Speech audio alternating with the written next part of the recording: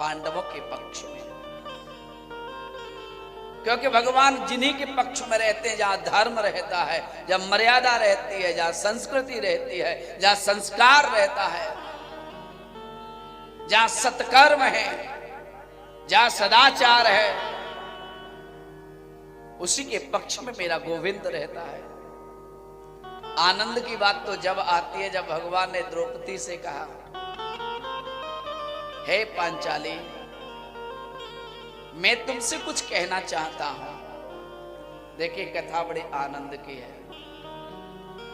भगवान ने कहा, जब कहते हैं कि पांचाली मैं तुमसे कुछ कहना चाहता हूं, तो द्रौपदी हाथ जोड़ करके खड़ी हो गई। बोले केशव कैसी बात कर रहे हो, हमने क्या तुम्हें कभी रोका कि तुम हमसे कुछ न कहो?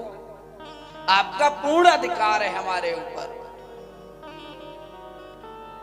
जितना अधिकार हमारा आप पर है ना, उससे कई अधिक गुना अधिकार आपका हमारे ऊपर है।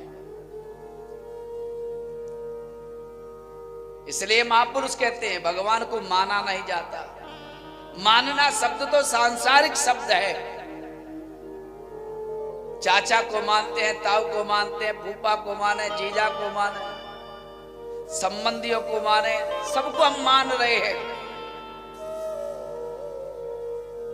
लेकिन भगवान को तो स्वीकार किया जाता है।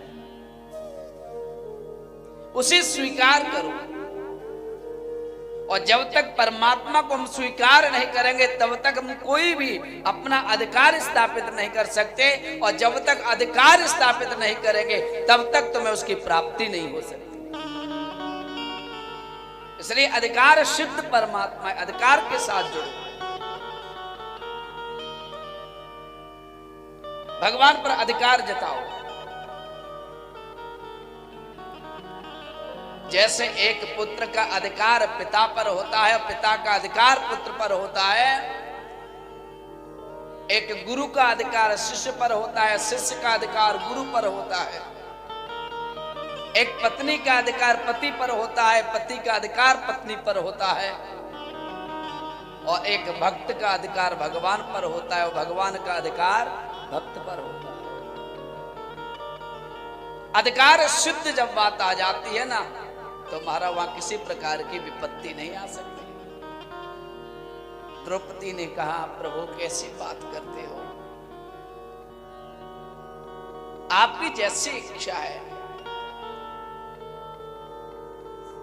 आप कहने की जरूरत नहीं है, आदेश दीजिए। भगवान ने कहा, तो ऐसा है कि जिस कक्ष में तुम्हारे पति सोते हैं ना, बोले हाँ, बोले उस कक्ष में आपके पति नहीं आपके पुत्र शयन करेंगे।